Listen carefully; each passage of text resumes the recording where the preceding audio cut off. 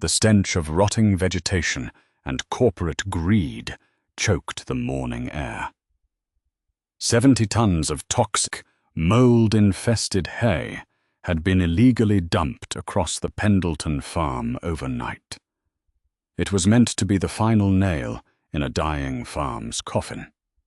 Instead, it became the foundation of a $1-million empire. The Oakhaven Valley was once a patchwork quilt of family-owned dairy farms, generations of men and women who knew the soil like the backs of their own hands.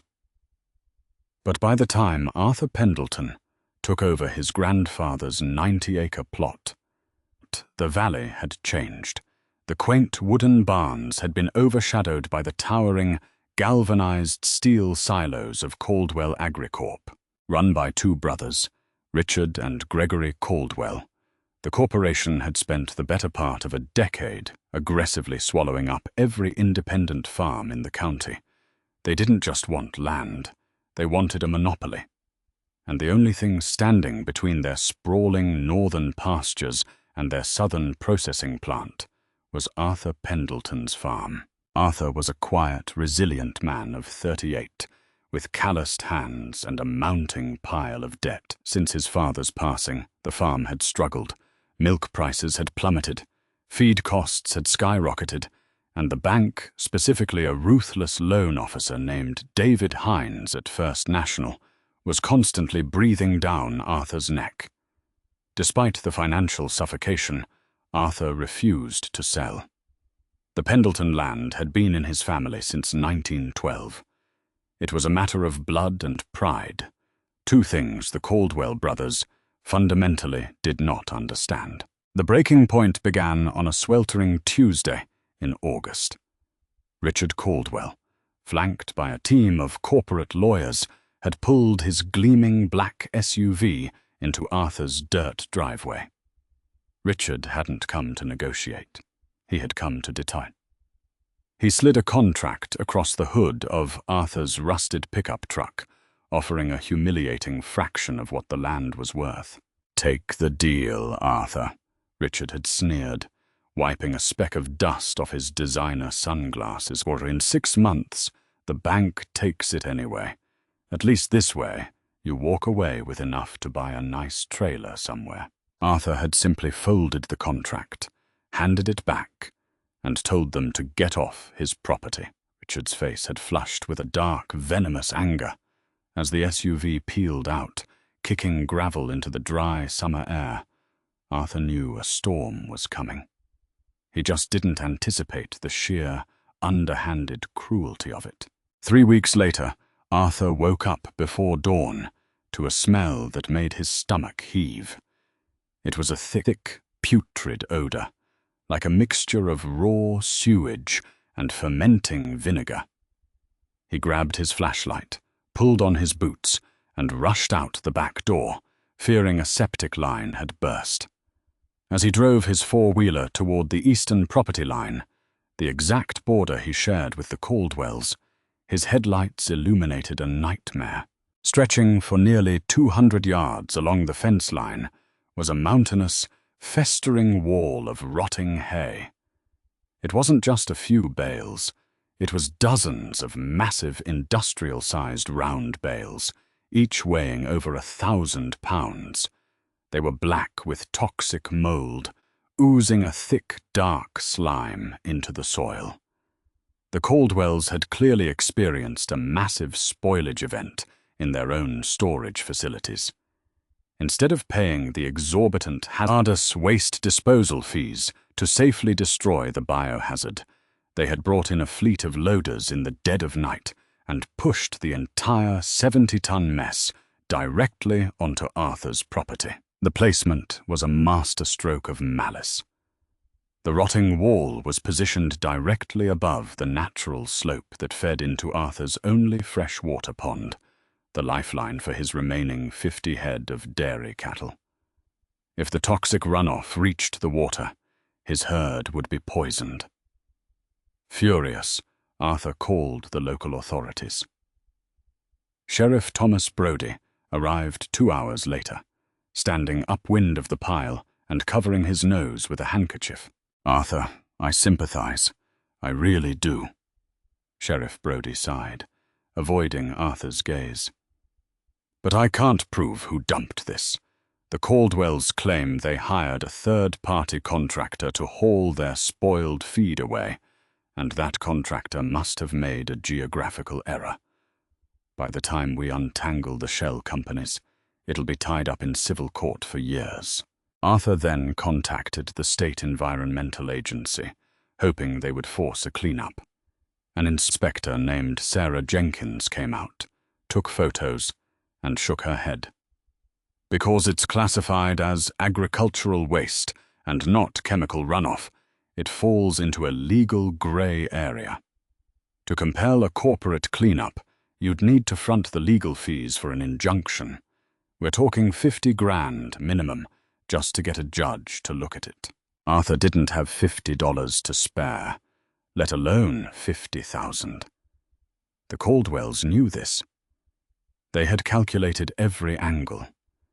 They were using the rotting hay not just as an insult, but as a biological weapon to bankrupt him.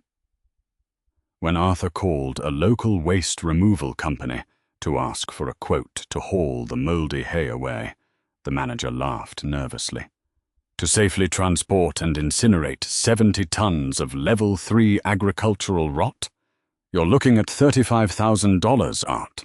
That evening, Arthur stood on his back porch, a cup of lukewarm coffee trembling in his hands. He could see the dark, steaming silhouette of the rotting mound in the distance. The Caldwells had won. The poison was already leaching into his soil.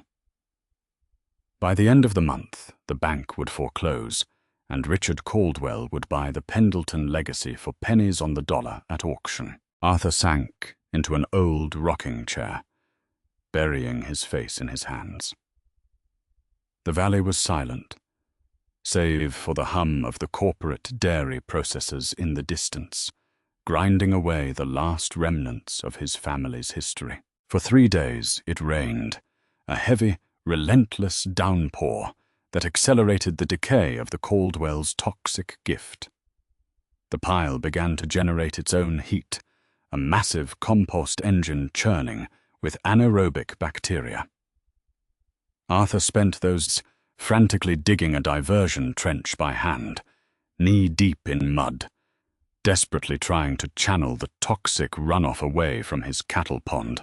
On the 4th day, exhausted and covered in muck, Arthur sat on the tailgate of his truck, staring at the steaming, blackened mountain.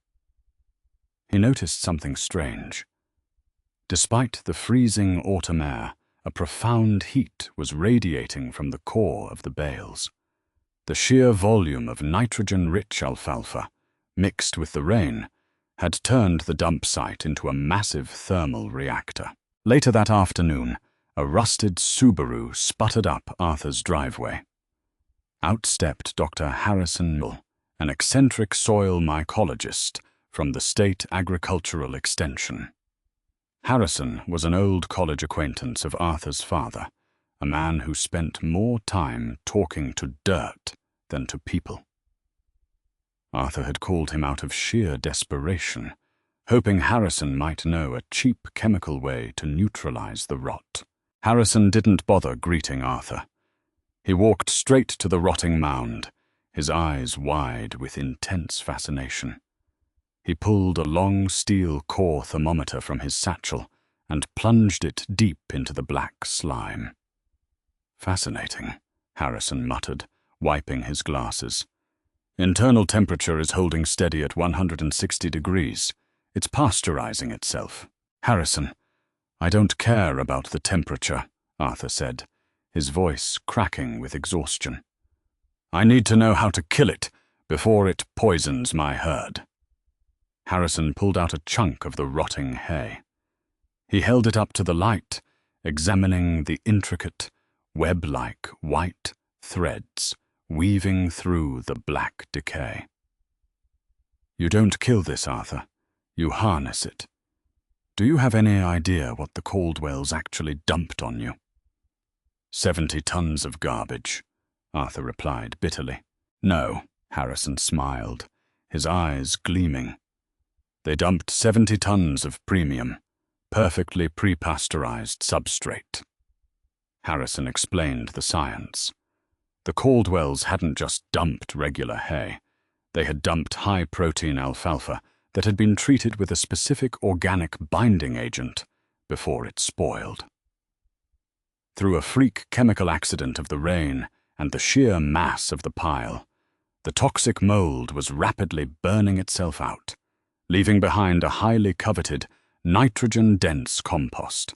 Arthur, if we introduce the right organisms into this pile right now, we can trigger a biological transmutation, Harrison said, pacing excitedly. I'm talking about Stropharia rugoso-annulata, the winecap mushroom, and thousands of Eisenia fetida, red wiggler worms. The winecaps will break down the remaining toxins, and the worms will consume the fungi and the rot, excreting the highest grade of vermicompost known to agriculture. People call it black gold. Arthur stared at him. You want me to farm worms and mushrooms in the garbage they dumped to ruin me? I want you to turn their murder weapon into a gold mine, Harrison corrected. But there was a catch. To buy the sheer volume of commercial-grade mushroom spawn and the millions of worms required to inoculate a pile that size, Arthur needed capital. Fast. The thermal window was closing.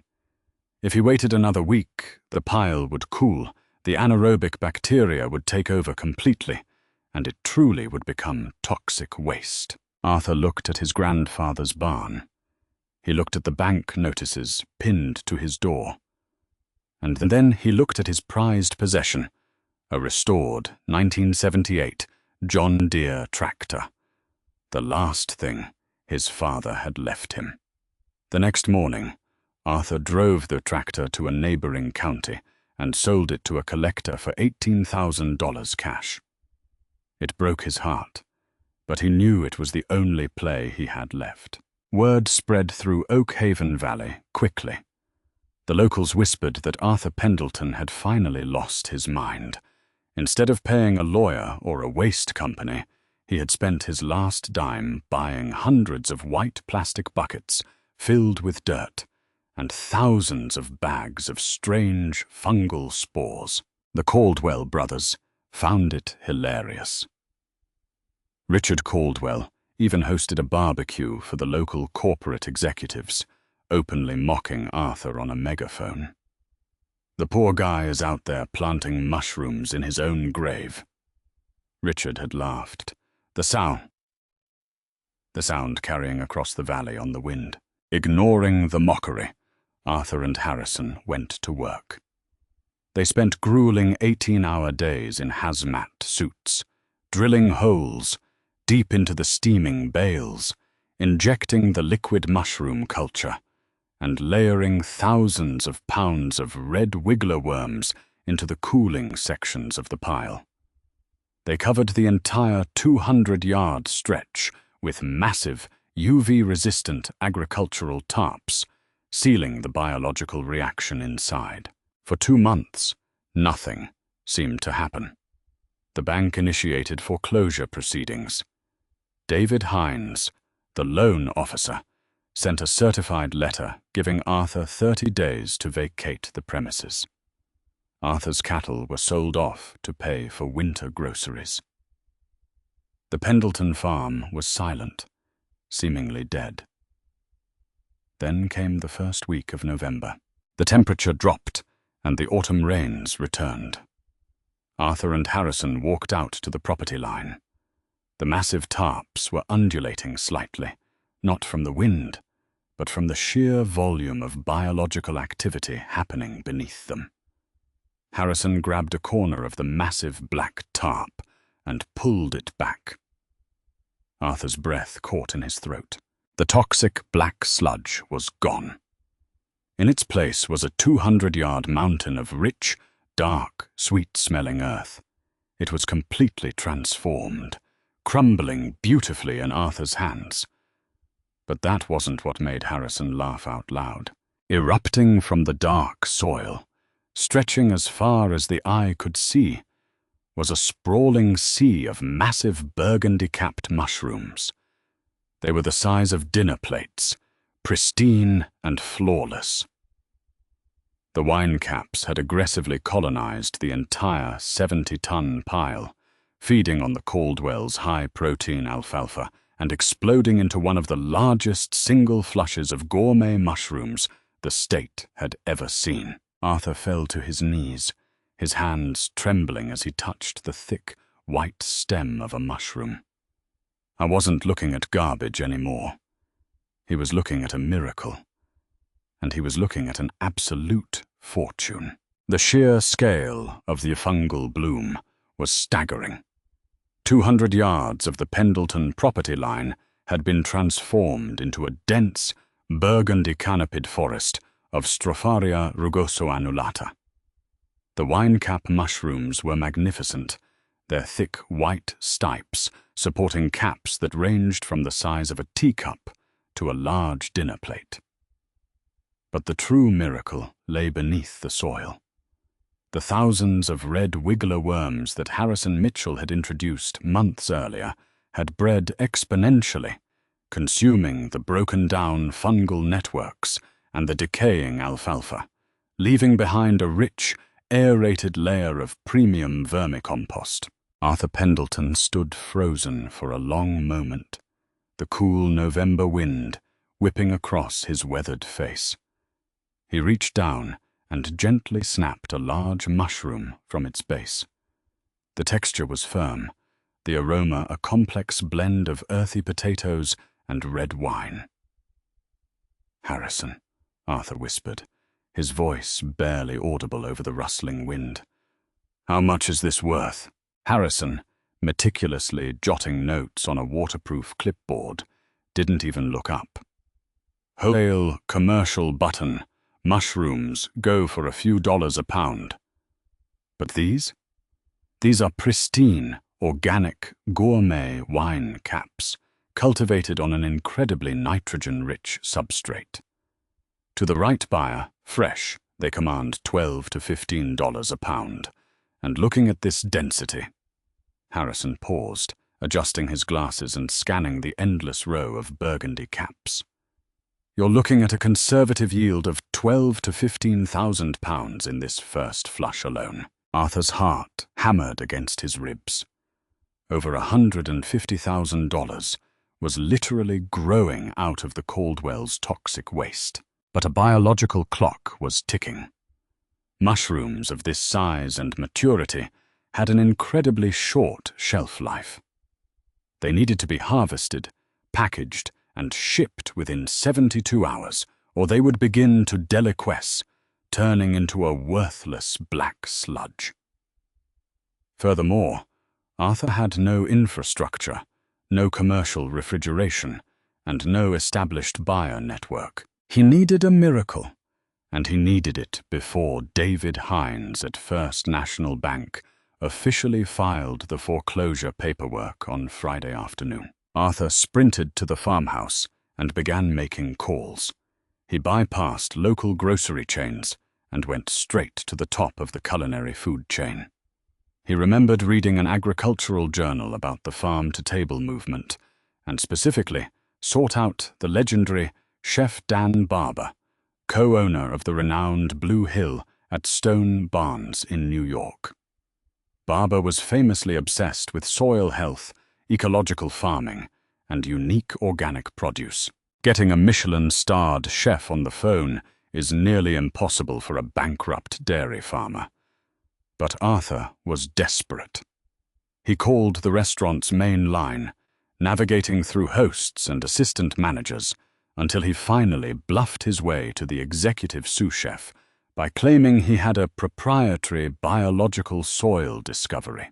When Arthur described the sheer volume, the unique pasteurization process via the Caldwell's bio-spoilage, and the pristine quality of the wine caps, the kitchen paused. 4 hours later, a refrigerated courier van arrived at the Pendleton farm to overnight a 10-pound sample directly to the restaurant's test kitchen. The next morning, Arthur's phone rang. It was the head purchasing director for a massive conglomerate of high-end organic restaurants across the East Coast, acting on a frantic tip from Barber's team.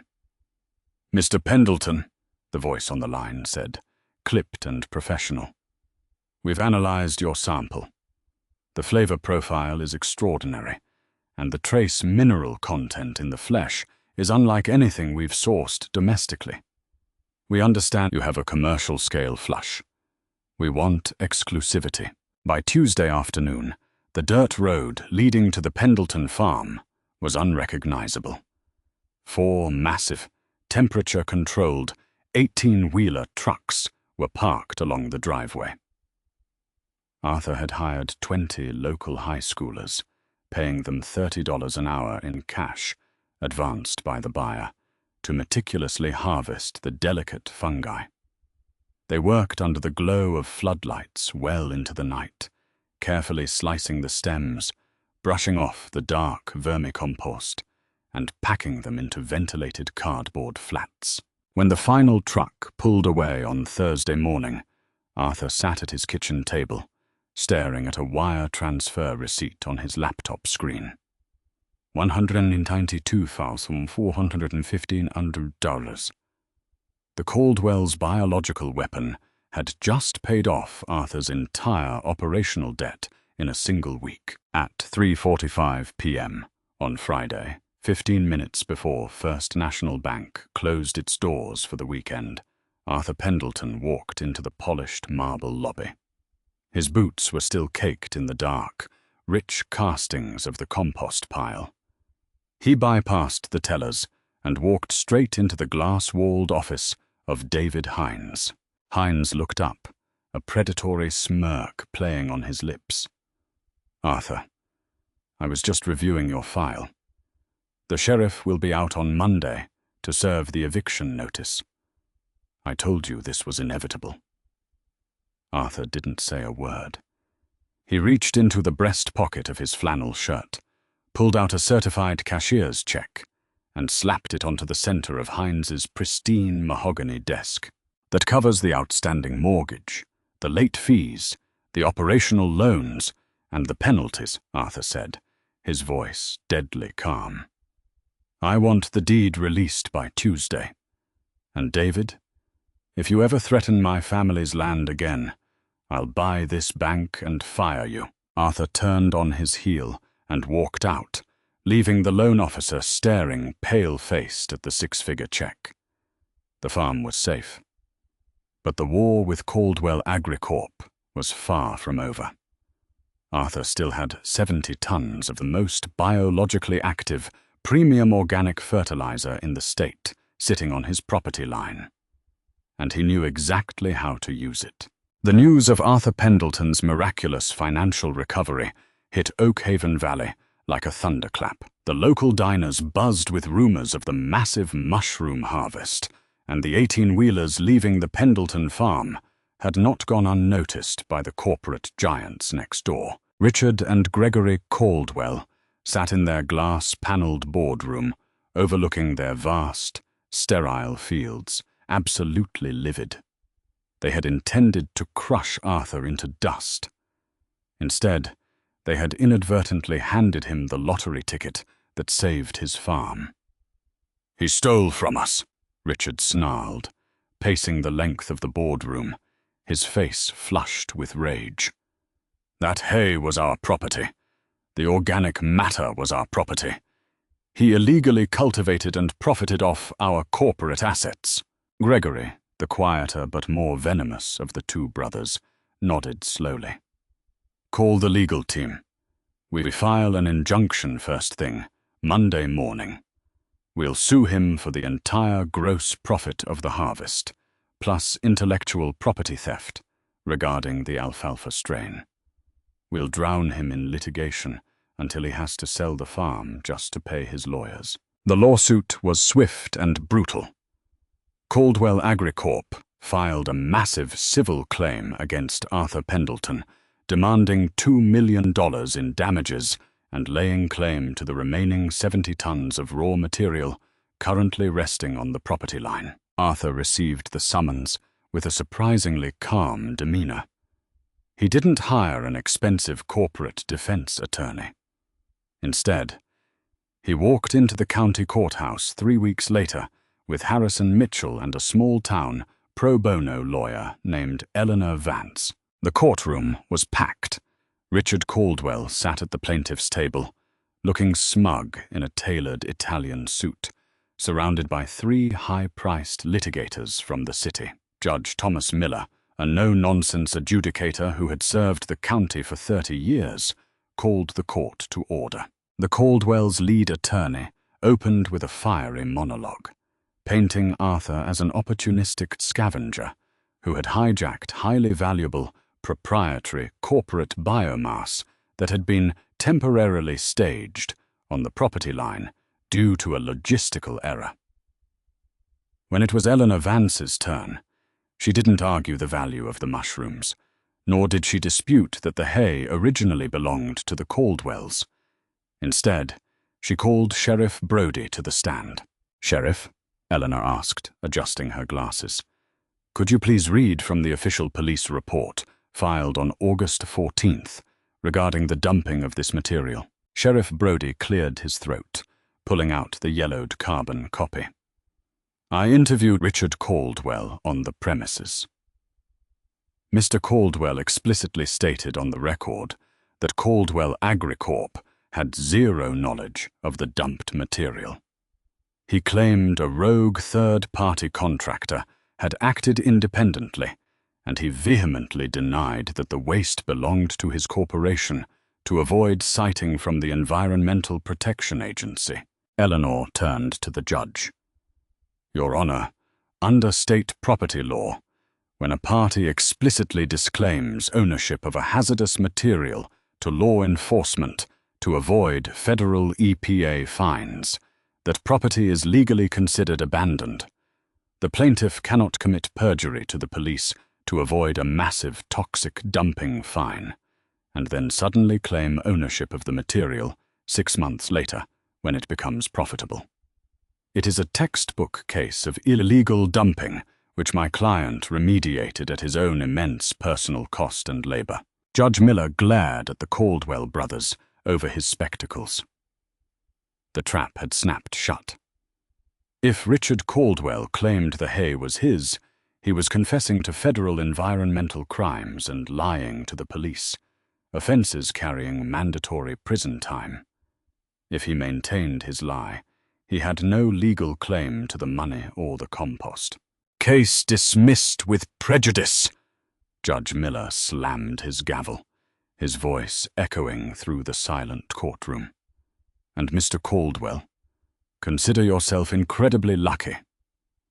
I am not forwarding this transcript to the federal EPA prosecutor's office today." Richard Caldwell stormed out of the courtroom, his face a mask of humiliated fury. But the legal defeat was only the beginning of the Caldwells' nightmare. While Arthur had been cultivating life on his side of the fence, Caldwell AgriCorp had been systematically destroying theirs. For years, the brothers had engaged in aggressive monocropping, relentlessly pumping their soil with synthetic nitrogen fertilizers and harsh chemical pesticides to maximize their yields. 2 weeks after the trial, a devastating ecological collapse hit the Caldwells' northern pastures. A massive, chemical-resistant strain of root-knot nematodes, microscopic parasitic worms, swept through their primary feed crops. The synthetic fertilizers had completely sterilized the soil's natural biome, leaving the crops with absolutely no natural defenses. Their entire winter wheat and feed corn reserves began to wither and die in the fields. The Caldwells called in emergency agronomists from the state university. The diagnosis was catastrophic. "Your soil is biologically dead, Richard," the lead agronomist explained, standing in a barren, yellowing field. The chemicals won't work anymore. The only way to save this acreage and break the nematode cycle is a massive, immediate application of highly active organic bioremediation. You need living fungal networks and predator nematodes to restore the balance. Fine, Richard snapped. Buy it. Buy whatever chemical or compost we need. You don't understand, the agronomist sighed. To remediate 3,000 acres, you need tens of thousands of cubic yards of premium, biologically active vermicompost. There is no commercial supplier in the tri-state area capable of delivering that volume on such short notice. If you don't treat this within the month, you'll lose the spring planting season entirely. The corporation will default on its delivery contracts. There was only one source of premium: biologically active vermicompost, large enough to save Caldwell AgriCorp, and it was sitting right across the fence line. It took Gregory Caldwell 3 agonizing days to finally swallow his pride. He drove his SUV down Arthur's dirt driveway, stopping in front of the newly painted Pendleton barn.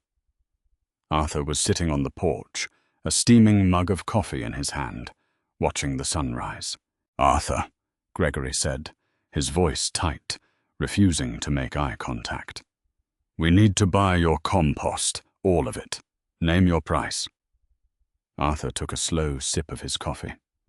He looked out over his thriving farm, the new cattle grazing in the lower pasture, the humming infrastructure of his new mushroom cultivation houses. He thought about his father, his grandfather, and the sheer cruelty the Caldwells had inflicted upon his family. "It's not for sale, Gregory," Arthur said softly. "Don't be a fool," Gregory pleaded, desperation finally cracking his corporate veneer. "We will pay you double the market rate.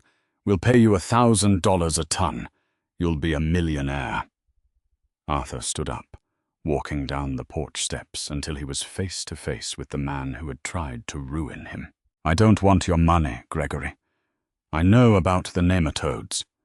I know you're going to default on your processing contracts by March.